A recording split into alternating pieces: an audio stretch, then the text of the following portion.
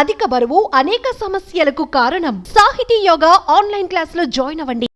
నమస్తే, నేను మీ Hima, advance yoga trainer and nutritionist. Welcome to our channel. So ఈరోజు మనం సింపుల్ ఎక్సర్సైజెస్ అంటే కింద కూర్చోలేని వాళ్ళు, పెద్ద వయసు వాళ్ళు నీ పెయిన్స్ ఎలా తగ్గించుకోవాలి, బేసిక్ స్ట్రెచెస్తో రిలాక్సేషన్ ఎలా అవుతుంది, ఇవన్నీ అలానే డైట్లో ఎలాంటి మార్పులు చేస్తే నీ పెయిన్స్ తొందరగా రాకుండా ఉంటాయి చూద్దాం. సో దీనికోసమని మీరు కింద కూర్చోవాల్సిన అవసరం లేదు, ఏ ఎక్విప్మెంట్ కూడా అవసరం లేదు. చక్కగా నుంచున్న చోటే మీరు స్ట్రెచెస్ చేసుకోవచ్చు. ఒకటి కాఫ్ రైజ్ అంటాం. కాఫ్స్ అంటే పిక్కలు. ఇవి మోకాళ్ళు ఎప్పుడైనా సరే ఒక చోట నొప్పి వచ్చిందంటే చుట్టూ ఉన్న మజిల్ని స్ట్రెంథనింగ్ చేసుకోవాలి. అసలు నొప్పి ఉన్నా లేకపోయినా మీరు ముందు నుంచి స్ట్రెంథనింగ్ ఎక్సర్సైజెస్ చేస్తే ఫ్యూచర్లో మీకు పెయిన్స్ అనేవి రాకుండా ఉంటాయి. అలానే అన్నిటికన్నా ఇంపార్టెంట్, మైల్డ్ నీ పెయిన్ వస్తే వెంటనే మీ ఆర్థో కానీ లేదంటే మీకు దగ్గరలో అవైలబుల్ ఉన్న డాక్టర్ దగ్గరికి వెళ్ళి కాల్షియము, డి విటమిన్ ఇవన్నీ డెఫిషియన్సీస్ ఉన్నాయా లేదా చెక్ చేయించుకోండి. ఒక్కొక్కసారి డెఫిషియన్సీస్ మూలాన కూడా నీ పెయిన్స్ వచ్చే ఛాన్సెస్ ఉంటాయి. అలాగే నుంచున్నప్పుడు ఒక కాలు మీద బరువు వేసి ఇంకో కాలు మీద అలా బరువు వేయకుండా 2 కాళ్ళు సమానంగా ఇలా స్ట్రైట్గా నుంచోండి. నిటారుగా. ఇబ్బందిగా ఉంది, నుంచోలేకపోతున్నాం అన్నప్పుడు కూర్చోండి. అండ్ లేడీస్ అందరూ స్టవ్ గట్టు దగ్గర ఎక్కువ మోకాలు డ్యామేజ్ అవుతుంది. సో మీ స్టవ్ గట్టు దగ్గర దోశలు కానీ ఇంకేదన్నా వేసేటప్పుడు ఎక్కువసేపు నుంచి పని చేయాల్సి వచ్చినప్పుడు ఒక స్టూల్ వేసుకోండి. దీని మూలాన మీకు ఫ్యూచర్లో నీ పెయిన్స్ సివియర్ అవ్వకుండా ఉంటాయి. అలానే మరీ బాగా సివియర్ నీ పెయిన్స్ ఆర్ కొంచెం ఇబ్బంది పడుతుంది అన్నప్పుడు నీ క్యాప్స్ వేసుకోండి. అది కూడా మీ డాక్టర్ని ఒకసారి కన్సల్ట్ చేసిన తర్వాతే. నీ ప్యాడ్స్ వేసుకుంటే ఈ మోకాలికి గుజ్జు అరిగిపోయిన వాళ్ళు, ఇంకేదైనా ప్రాబ్లం ఉంటే ఇలాగ ఇంటాక్ట్ గ్రిప్ ఇస్తుంది అనమాట. 6 hours దాకా ఆల్మోస్ట్ మనం నీ ప్యాడ్స్ వేసుకోవచ్చు. సో బయటికి వెళ్ళినప్పుడే కాదు, ఇంట్లో ఉన్నప్పుడు కూడా ఎక్కువ పని ఉంది ఆర్ ఎక్కువ మూమెంట్ ఉన్నప్పుడు నీ ప్యాడ్స్ వేసుకుని పని చేసుకోండి. సో దాట్ మీకు ఉన్న ప్రాబ్లం ఇంకా సివియర్ అవ్వకుండా హెల్ప్ అవుతుంది. ఫస్ట్ ఎక్సర్సైజ్ నుంచి స్టార్ట్ చేద్దాం. ఇప్పుడు ఇది కాఫ్ రైజ్ అంటాం, పిక్కల దగ్గర స్ట్రెంథనింగ్ కోసం. సో ఎవరైతే ఇలా చేస్తా కూడా ఇబ్బంది ఉంటుంది అంటే సివియర్ నీ పెయిన్స్, అలాంటి వాళ్ళు ఇలా గోడ కానీ దేనన్నా సహాయం తీసుకుని స్లోగా స్ట్రైట్గా నుంచుని అప్ వేళ్ళని సపోర్ట్ తీసుకుని హీల్ ఎత్తాలి, మడాలని పైకి ఎత్తాలి, వేలు కిందే ఉండాలి. నొప్పి వస్తుంది, సివియర్ నీ పెయిన్స్ ఉన్న వాళ్ళు ఇంత పైకి లిఫ్ట్ చేయలేరు. సో ఎంతవరకు వస్తే అంతవరకే. అలాగే పైకి లిఫ్ట్ చేసి ఒక 10 seconds 10 సెకండ్లు ఇలా ఆపాలి. 1 2 3 4 5 6 7 8 9 10 డౌన్. ఇలా చేసినప్పుడు ఇనీషియల్గా ఇబ్బందిగా ఉండి ఎక్కువసేపు చేయలేరు, దాన్ని స్లోగా పెంచుకుంటా వెళ్ళాలి.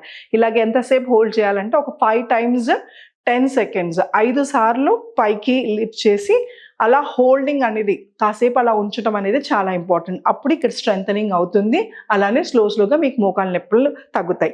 అలానే మోకాళ్ళ నొప్పులు ఉన్నా లేకపోయినా నుంచున్న వాళ్ళు ఎక్కువసేపు నేను నుంచుండిపోతే కూర్చుంటా ప్లేస్ లేదు అనుకున్నప్పుడు కూడా మధ్యలో ఇలా పైకి లిఫ్ట్ చేసి కింద డ్రాప్ చేయొచ్చు. So that me blood pumping అలా కిందకి అయ్యి కాళ్ళంతా లాగేసి బరువుగా అనిపించినప్పుడు ఇవన్నీ కూడా స్ట్రెచ్చింగ్ హెల్ప్ అవుతాయి.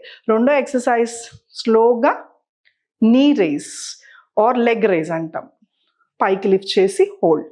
సో ఇలా లిఫ్ట్ చేసినప్పుడు ఇక్కడ ఈ క్వాడ్రిసెప్ మజిల్ దగ్గర కొంచెం మీకు ప్రెషర్ పడుతుంది.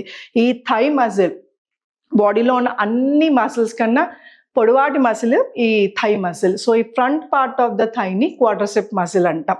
సో దాని మీద ప్రెషర్ పడి అది స్ట్రెంథనింగ్ అవుతుంది, మోకాలికి సపోర్ట్ ఇస్తుంది. సో ఏదైనా సపోర్ట్ తీసుకుని స్లోగా పైకి లిఫ్ట్ చేసి ఎంతసేపు ఉండగలితే అంతసేపు డౌన్. అలాగే ఇంకొక కాలు అప్ హోల్డ్ డౌన్ చేయండి. అలాగే ఇంకొక కాలు. ఫస్ట్లో ఎక్కువసేపు హోల్డ్ చేయలేరు, స్లోగా టైం పెంచుకుంటా వెళ్ళండి. ఇలా కౌంట్ చేసుకోవాలి. 1 2 3 4 5 అంటే 5 సెకండ్లు హోల్డ్ చేస్తున్నాం. సో ఇది రెండో ఎక్సర్సైజ్. ఇది ఈ మజిల్ని స్ట్రెంథనింగ్ చేస్తుంది. సో నేను ఇందాక చెప్పాను కదా మోకాలు నొప్పి వస్తుంది, ఇందాక కాఫ్, ఇప్పుడు థై మజిల్ని స్ట్రెంథనింగ్ చేస్తున్నాం. ఇంకొక ఎక్సర్సైజ్, ఇది నీ జాయింట్ స్టిఫ్నెస్ ఏమన్నా ఉంటే, కొంతమందికి ఏమవుతుందంటే అలా ఉంచి నొప్పి ఉంది కదా అని కాలుని స్ట్రెచ్ చేయరు. సో ఇక్కడ ఏదైతే ఉందో బీసుకుపోయి ఒక్కోసారి కాలు స్ట్రెచ్ అవ్వదు. సో అలాంటి వాళ్ళ కోసం కాలు లిఫ్ట్ చేసి 1 డౌన్ 2 డౌన్ 3 డౌన్.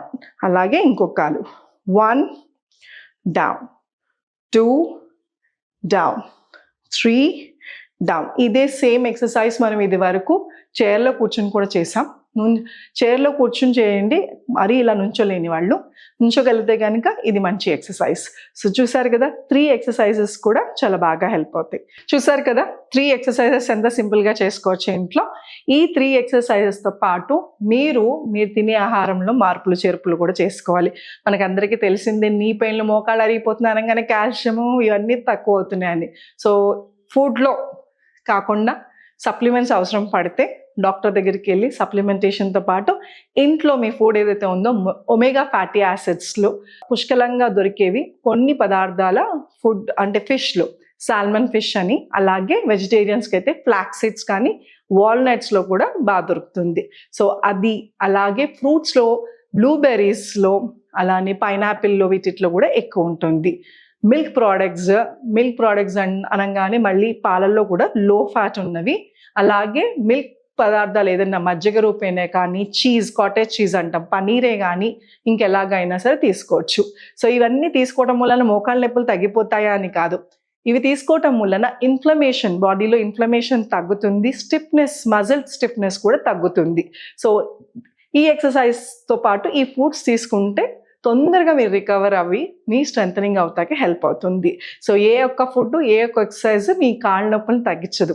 మీరు రెగ్యులర్గా ఈ ఎక్సర్సైజెస్ చేస్తూ, అలానే మీ ఫుడ్లో మార్పులు చేసుకుంటూ, చిన్నపాటి మూమెంట్స్, ఎక్కువసేపు కూర్చుంటున్నారంటే లేసి 4 అడుగులు వేసి మళ్ళీ ఆ స్టిఫ్నెస్ అవ్వకుండా రిలాక్స్ అవుతూ మసిల్స్, ఈ అన్నిటితో పాటు బాగా ఎక్కువ నొప్పిగా ఉందంటే, లేదా ఎక్సర్సైజ్ తర్వాత కొంచెం ఇబ్బందిగా ఉంది అంటే హాట్ ప్యాక్, వేడి నీళ్ళు దొరుకుతుంది కదా హాట్ ప్యాక్స్, అవి కాసేపు మోకాల మీద ఇలా పెట్టడం వలన మజిల్స్ ఏవైతే ఉన్నాయో ఎక్సర్సైజ్ అప్పుడే అలవాటు లేక చేయటం వలన కూడా నొప్పి వస్తుంది, ఆ నొప్పి పోయి రిలాక్స్ అవుతుంది. సో చేయగా మీకే తెలుస్తుంది, ఆటోమేటిక్గా మీరు ఇలా స్ట్రైట్గా ఎక్కువసేపు నుంచగలుగుతారు, ఎక్కువసేపు నడవటానికి ఈజీగా ఉంటుంది. సో ఇవన్నీ కూడా మీరు నీ అనే కాదు, బ్యాక్ పెయిన్, స్పాండిలైటిస్ ఇవన్నీ కూడా మీ చేతుల్లోనే ఉంది. సో మీరు రెగ్యులర్గా ఎక్సర్సైజ్ చేయండి. నీ సర్జరీస్ అయిన తర్వాత కూడా ఒకవేళ మేము చేంజ్ చేసుకుంటాం, మా వల్ల అవ్వట్లేదు అని నీ సర్జరీస్ చేయించుకున్నా కూడా మెయింటెనెన్స్కి మళ్ళీ ఎక్సర్సైజెస్ చేయాలి, ఇవే ఎక్సర్సైజెస్ ఉంటాయి. సో అందుకోసమనే నొప్పి ఎక్కువయ్యేదాకా కాకుండా ముందు నుంచే స్టార్ట్ చేయండి, సో దట్ మీకు అంత సివియర్ పెయిన్ రాకుండా ఉంటాయి. సో యోగా అనగానే ఆసనాలు, టఫ్ ఆసనాలు, సూర్య నమస్కారాలు ఇవే అనుకుంటారు. అలా కాకుండా మన క్లాసెస్లో ఇలాంటి సింపుల్ స్ట్రెచెస్తో కూడా ఎలా తగ్గించుకోవాలి, పెద్ద వయసు వాళ్ళు, ఏజ్ అంటే యంగ్ వాళ్ళే యోగా చేయాలని కాకుండా 60 వాళ్ళు, 70 వయసులో ఉన్న వాళ్ళు కూడా చక్కగా సింపుల్గా యోగా చేసుకోవచ్చు. అండ్ ఆన్లైన్ వాళ్ళైతే మీ ఇంట్లోనే కూర్చుని చైర్లతో వీటితో కింద కూర్చోకుండా ఈజీగా ఎలా చేయాలో కూడా మేము చూపిస్తాం. ఇంట్రెస్ట్ ఉన్న వాళ్ళు ఆన్లైన్ కానీ ఆఫ్లైన్ కానీ యోగా క్లాసెస్ కింద స్క్రోల్ అవుతున్న నెంబర్కి కాల్ చేసి మీ పేరు రిజిస్టర్ చేసుకోండి. Thank you so much. Me Hima.